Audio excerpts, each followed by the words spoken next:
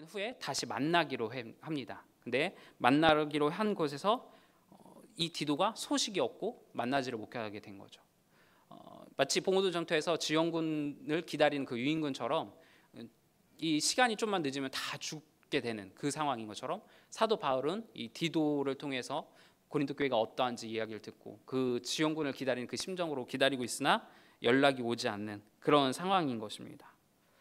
그 심정이 얼마나 힘들었는지 오늘 내용에서 보면 한글 성경으로는 좀 잘 표현이 되어 있지 않지만 저번에 말씀드린 것처럼 이 신약 성경은 헬라어로 쓰였고 그것이 이제 번역이 되었어요. 그래서 그 번역된 거를 좀 한번 살펴보면 원어에서는 이렇게 되어 있습니다. 지금은 이제 그리스어죠. 지금은 그리스어를 보면 단순히 사도 바울이 그냥 마음이 힘들었다가 아니라 하나님과 깊은 교제 가운데 있어요. 깊은 교제 가운데 있는데 그럼에도 불구하고 이 고린도 교회를 생각하면 마음이 힘들고 밥을 못 먹을 정도로 그 극심한 고통 가운데 있는 그 상황인 것을 이야기하고 있습니다. 그래서 매우 큰 강조를 쓰면서 마음뿐 아니라 영혼까지도 정말로 지금 교회만 생각해도 힘든 상황인 것을 이야기하고 있습니다. 목회자가 교회를 생각할 때 참 쉽지가 않습니다. 네, 교회를 생각하면 늘 마음이 아프고 힘들고 그런 상황인 거죠. 하나님과의 신뢰의 관계가 깊은데도 말고 한 상태인데도 불구하고 사도 바울 역시도 그런 상태인 거죠. 우리가 보통 하나님과 깊은 관계에 있다면 가지고 그런 관계에 있다고 하면 어떤 문제가 와도 사실은 하나님께서 그걸 다 해결해 주실 것이라는 믿음이 있기 때문에 어떤 문제가 와도 그것에 대해서 우리가 염려하지 않을 수 있는데 사도 바울은 하나님과 깊은 관계가 있는데도 불구하고 영혼까지도 지금 힘든 상태인 것을 사실 기록하고 있는 것입니다. 고린도 교회 문제로 이렇게 마음이 무척 힘들었는데 자기의 지원군이 될 디도한테까지도 그 연락이 오지 않으니까 너무 마음 가운데 힘든 상태가 있는 것이었던 거죠. 고린도 교회를 향한 그의 사랑은 말로 표현을 할 수가 없습니다. 그래서 사도 바울이 쓴 서신서 중에서 그 분량이 전후를 할 때 엄청나죠. 그만큼 고린도 교회를 많이 생각했다는 사도 바울의 그 목회의 심정을 알 수가 있습니다. 그래서 조금만 더 보시면 사도 바울이 디도와의 관계가 어떻게 이제 약속을 하고 했는지를 한번 지도로 잠깐 보여주실래요? 보시면 좀 보실까요? 네, 보시면 저기 드로아라고 써 있죠. 드로아 보이시나요? 가운데 확대 될까요, 전선생님? 네, 가운데 드로아가 있습니다. 딱 여러분들 보실 땐 가운데 있습니다. 드로아라는 그곳에서 원래 만나기로 했어요. 만나기로 했는데 그 드로아에서 디도를 만나기로 했는데 디도가 보이지가 않는 것이죠. 뭐 지금이야 전화가 있고 뭐 카카오톡이 있으니까 너 어디냐 연락을 할 수 있지만 그 당시만 해도 다 편지로 약속을 하고 헤어지기 전에 몇 년 후에 이렇게 만나자 그런 개념이다 보니까 디도가 어떻게 됐는지 상황 파악이 안 된 겁니다. 그래서 좀 힘든 상황이 있는데 그래도 한번 고린도 쪽으로 한번 넘어가 보자 해서 다음으로 간 것이 이제 마게도냐라는 것입니다. 마게도냐와 그 드로아는 지방 이름이에요. 쉽게 말하면 저희는 경기도가 있고 광역시가 있잖아요. 그것처럼 그 경기도에 있는 시들이 있는 거예요. 작은 도시. 여러분들이 생각하면 뭐 빌립보, 뭐 고린도 이것은 도시고 드로아는 지방. 그다음에 마게도냐도 도 단위인 겁니다. 이 드로아에서 저 맨 위쪽에 있는 마게도냐로 간 거죠. 네. 다행스럽게는 이제 아마 빌립보 정도로 생각하는데 마게도냐 가서 거기에서 다행스럽게 디도를 만나게 됩니다. 그래서 디도를 통해서 고린도 교회가 어떤 상황인지를 이제 듣게 됩니다. 그래서 그 내용이 고린도 후서 7장 6절에서 7절 말씀이죠. 7장 6절에서 7절 그 내용입니다. 한번 같이 읽어보실까요? 읽겠습니다. 시작. 그러나 낙심한 자들을 위로하시는 하나님이 디도가 오므로 우리를 위로하셨으니 그가 온 것뿐 아니요 오직 그가 너희에게서 받은 그 위로로 위로하고 너희의 사모함과 애통함과 나를 위하여 열심히 있는 것을 우리에게 보고함으로 나를 더욱 기쁘게 하였느니라. 아멘. 정리하자면 사도 바울은 고린도 교회가 영지주의에 막 미혹에 빠져서 힘들어하는 상황이 있고 쉽게 말하면 지금의 신천지입니다. 우리 교회처럼 주변에 있는 것처럼 이단의 영지주의에 의해서 고린도 교회가 막 힘들다는 이야기를 들었어요. 또 사도 바울이 말을 잘못하고 이제 간질병이 있다 보니까 그것에 대해서 또 다른 유대주의나 교회 고린도 교회를 또 사도 바울을 비방하는 자들이 사도 바울을 막 비방을 한 거죠. 말도 못하는 저 사람이 어떻게 사도가 될 수 있냐, 그러면서 사도권을 흔들었습니다. 더 나아가서는 이 고린도 교회가 그 사도 바울이 선교하니까 그 헌금을 줬는데 그 헌금을 주머니에 꼴딱 했다는 거죠. 네. 그런 소식까지 들어온 겁니다. 사도 바울이 정말로 그 헌금까지 횡령했다, 그런 소식이 막 퍼진 거죠. 사도 바울의 입장에서 너무 총체적 난국이었습니다. 가까이 있었으면 가서 그래도 이렇게 변호할 텐데 그게 안 되고, 고린도 교회는 의심하고 여러 가지 가운데 힘든 상황이 있었던 것이죠. 그래서 디도를 보냈고, 그 다음에 디도가 이 고린도 교회 현재 상황을 사도 바울에게 전달해 준 것입니다. 감사하게도 사도 바울은 걱정했던 고린도 교회가 어떻게 되었다고 말씀하고 있죠. 기쁨이 되는 그런 교회로 되었다고 디도를 통해서 최근 소식을 듣게 된 겁니다. 이미 신앙생활 하신 분들은 아실 겁니다. 고린도 교회가 어떤 교회이죠? 너무나 말 많고 탈 많은 교회. 네.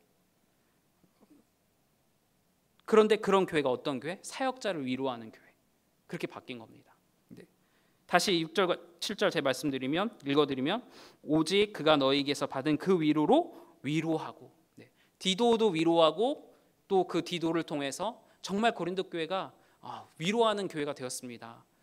그러면서 사도 바울에게 이야기하는 것입니다. 네. 여러 교회들이 있지만 사역자를 위로하는 교회 어떨까요? 정말 아름다운 교회 아닐까 생각하게 됩니다. 네. 그런 교회로 바뀐 것입니다. 그런데 이렇게 말 많고 탈 많았던 고린도 교회가 어떻게 하루아침에 이런 교회로 바뀔 수 있었을까요? 네. 그것에 대해서 오늘 우리가 읽은 본문에서는 뭐라고 표현하냐면 주님의 향기라는 표현을 쓰고 있습니다. 네. 문제 많던 교회가 주님의 향기 나는 이런 멋있는 교회로 될 수 있었던 방법 무엇일까요? 오늘 우리가 읽은 14절에 그 내용이 있습니다. 우리 14절 말씀 같이 읽어볼까요? 14절입니다. 읽겠습니다. 항상 우리를 그리스도 안에서 이기게 하시고 우리로 말미암아 각 처에서 그리스도를 아는 남세를 나타내시는 하나님께 감사하노라. 아멘. 그렇습니다. 그리스도 안에서 이기게 하시는 하나님, 하나님께서 이기게 하셨다라고 사도 바울이 설명하고 있습니다. 한글 성경도 그렇지만 원어에서도 보면 다 타동사로 되어 있어요. 네, 타동사. 그러니까 내가 자의로 된 게 아니라 수동으로. 네, 냄새, 그리스도를 아는 냄새를 나게 하는 것도 결국 하나님. 이기게 하신 것은 고린도 교회가 잘나서가 아니라 하나님이 그런 교회로 이기게 하셨다는 것이죠. 고린도 교회는 자신들이 엄청 비싼 향수를 사서 자기들이 향기 나는 교회로 만든 것이 아니라 하나님이 하셨다는 것입니다. 하나님이. 그리고 그 하나님께 사도 바울은 어떻게 해요? 감사하고 있습니다. 감사. 여러분들 저를 아시는 분들은 아실지 모르겠습니다. 몇 분들과 얘기를 해서 아시겠지만 저는 이제 삼일교회라는 곳에서 사역을 했었습니다.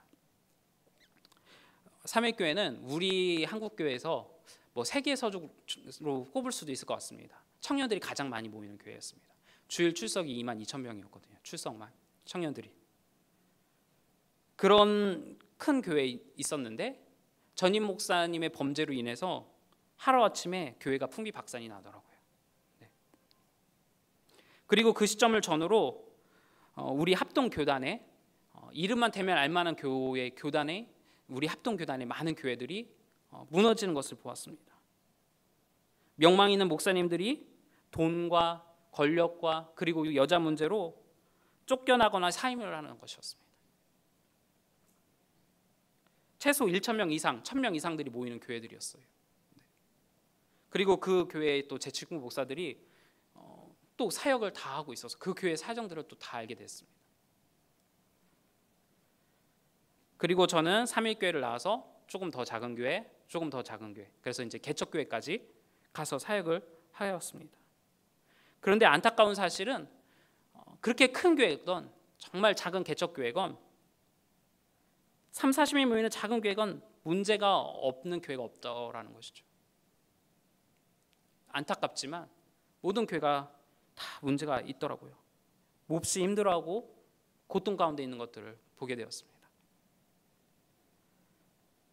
고린도 교회는 너무나 많은 문제를 갖고 있는 교회였습니다. 은사에 따른 편가르기, 근친상간, 돈 문제, 이단 문제, 우상 숭배, 정말 다양한 문제들이 이 고린도 교회에 있었습니다. 그래서 우리들은 고린도 교회를 반면교사 삼아서 저런 교회 되면 안 돼라고 생각들 많이 하고 그렇게 지금까지 우리는 배워왔습니다.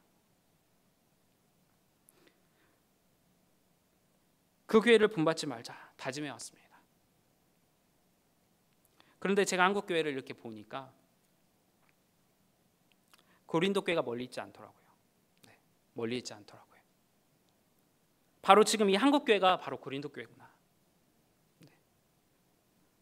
그러면서 교회는 무엇일까? 고민하고 연구하고 목회는 무엇일까? 목사는 무엇일까? 스스로 고민하게 되었습니다.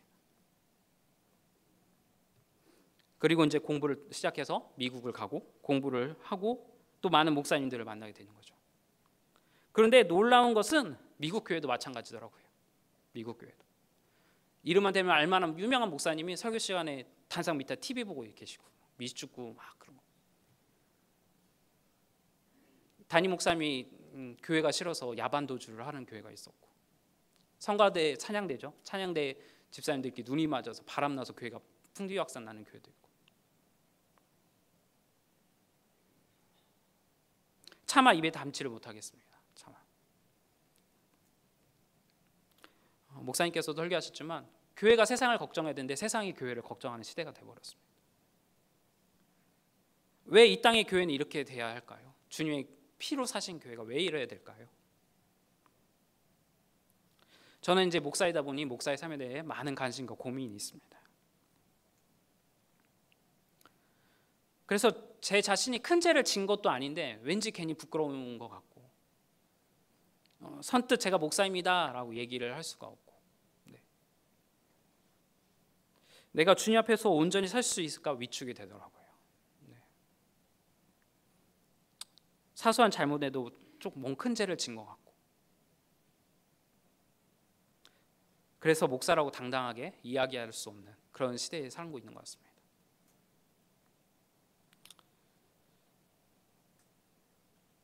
우리는 지금 그런 시대 속에 살고 있습니다.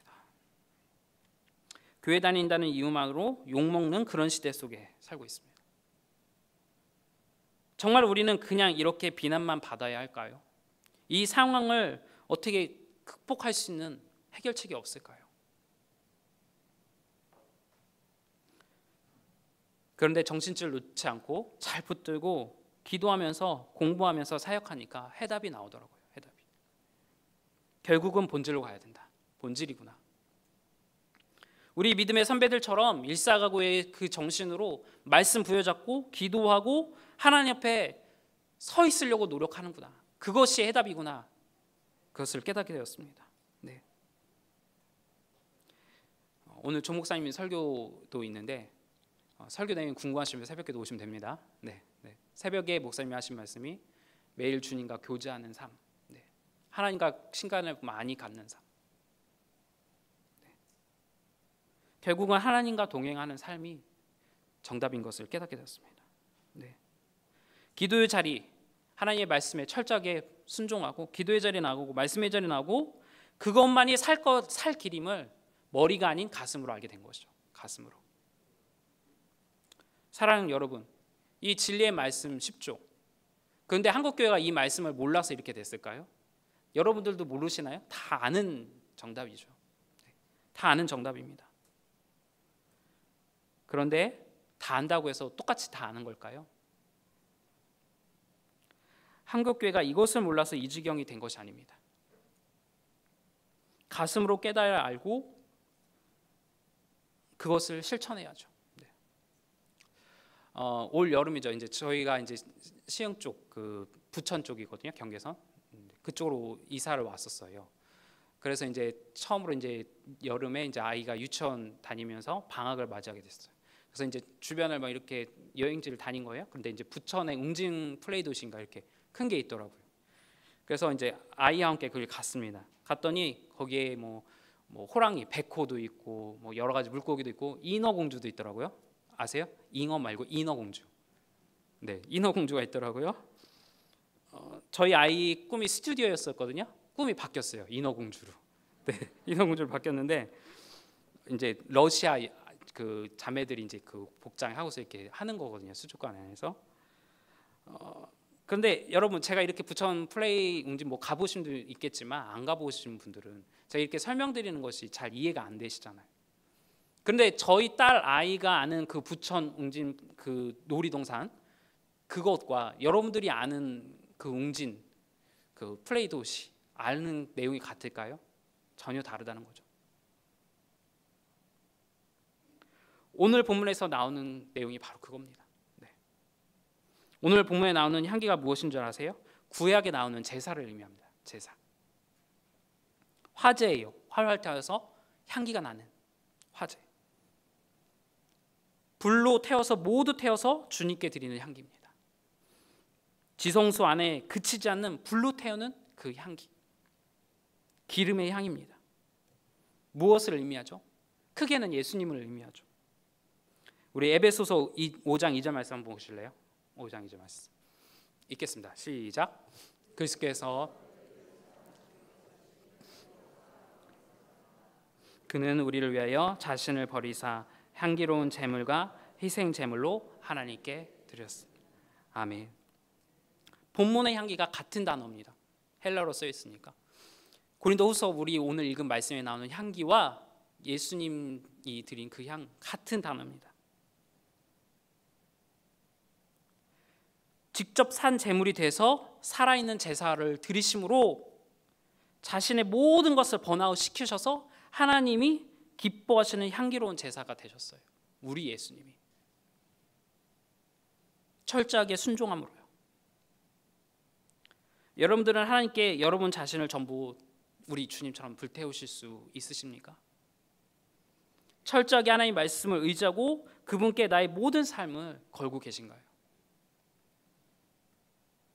예수님처럼 향기로운 제물이 되고 계신가요? 단순히 지식적으로만 아는 것 말고요. 가슴으로 알고 계신가요? 우리는 그럼 어떻게 해야 될까? 예수님처럼 어떻게 해야 될까? 다시 한번 고민해 보게 됩니다. 우리 로마서 12장 1절부터 2절 말씀 같이 읽겠습니다. 잘 아시는 말씀이죠? 읽겠습니다. 시작. 그러므로 자비하심으로 너희를 권하노니 너희 몸을 하나님이 기뻐하시는 거룩한 산 제물로 드리라. 이는 너희가 드릴 영적 예배니라. 너희는 이 세대를 본받지 말고 오직 마음을 새롭게 함으로 변화를 받아 하나님의 선하시고 기뻐하시고 온전한 뜻이 무엇인지 분별하도록 하라. 아멘. 향기로운 향은 우리가 거룩한 산 제물로 하나님께 전부 드렸을 때 나는 것입니다. 그냥 드렸더니 향기로운 향이 나지가 않아요. 출애굽기와 레위기가 이것을 이야기하고 있잖아요. 전부 드리는 것이 무엇입니까? 이 세대를 본받지 말아야 되죠. 오직 마음을 새롭게 함으로 변화를 받아야 되죠. 하나님이 선하시고 기뻐하시고 온전한 뜻이 무엇인지 늘 묵상하고 분별해야 되겠죠.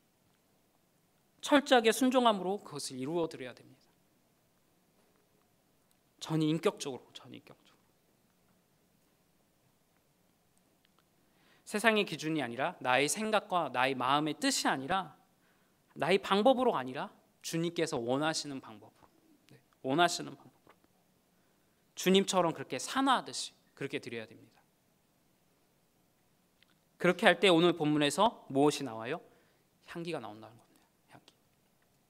그리고 그 향기를 통해서 하나님이 기뻐 받으시고 생명에 이르게 하신다고 설명하고 있습니다. 그 생명은 또 다른 생명을 낳게 한답니다. 교회가 살아있다는 것이 무엇일까요? 재상생이죠. 이거죠. 계속 리프레시 되는. 깨어있는 교회, 건강한 교회들을 보면 이것이 순환됩니다. 이것이 계속 순환되더라고요. 주님의 말씀을 철저히 순종하고 그 말씀을 따라가는 성도들, 그런 성도들이 그리스도의 향기를 주변에 퍼뜨리고 그 향기는 솟행케 합니다. 창세기에서 하나님께서 아담과 하와에게 생명을 넣으신 것처럼 죽은 영혼들이 살아나는 거죠. 또 세상을 이기는 힘이 되더라고요. 이것을 통해 하나님께서 하신다고 사도 바울이 이야기하고 있는 것입니다. 봉오동 전투를 잠깐 다시 한번 이야기할까 합니다. 이미 결론은 여러분들이 아시다시피 지원군이 오고 결국은 일본군은 승리하게 됩니다. 봉오 전투 말고 또 장사리 전투가 있습니다. 6.25 때 학도병들이 시간을 끌고 인천 상륙작전을 해야 되는데 북한군으로 하여금 인천이 아닌 그 장사리에 유엔군들이 오는 것처럼 이렇게 유인하는 작전을 하게 되죠. 결국 그 학도병들이 거의 다 몰살을 하고 그걸로 인해서 저희가 지금 이와 같이 자유를 누리게 되잖아요. 근데 봉오도 전투도 그렇고 이 장사리 전투도 그렇고 공통점이 무엇일까요? 그들이 철저한 헌신이 있었습니다. 그 유인군들은 자신들의 목숨을 바쳐 일본군들을 유인하고 학도병 역시 자신들의 목숨을 기꺼이 던져서 나라를 살리고자 하죠. 우리도 주님의 교회로서 그렇게 철저한 거룩한 산 제물이 될 수는 없을까요? 하나님께서 우리에게 요구하시는 것은 전적으로 신뢰하고 순종하는 겁니다. 그렇게 하면 하나님께서 이기게 하시고 향기로운 교회가 되게 하신다는 겁니다. 정말 해결할 수 있는 고린도 교회를 향기나는 교회로 바꾸듯이요. 이제 말씀을 마치도록 하겠습니다. 이 땅의 교회가 왜 욕을 먹어야 하는지 너무나 마음이 아픕니다. 우리 교회는 이와 같은 때에 주눅들지 않으셨으면 좋겠습니다. 네. 오늘 말씀을 통해서 다시 한번 용기와 힘을 얻었으면 좋겠습니다. 우리 힘으로는 할 수 없고 이 부평 지역을 변화시킬 수는 없지만 하나님께서 하시도록 우리가 순종하고 그분께 맡겨드린다면 하나님께서 하신다는 것이죠. 네. 우리에게 필요한 건 철저한 순종인 거죠. 말씀에 의지한 순종. 기도의 자리에 더 모이고 말씀에 순종하고 세상으로부터 욕을 먹는 교회가 아니라 세상에게 방향성을 제시할 수 있는 우리 부평중앙교회가 되었으면 좋겠습니다.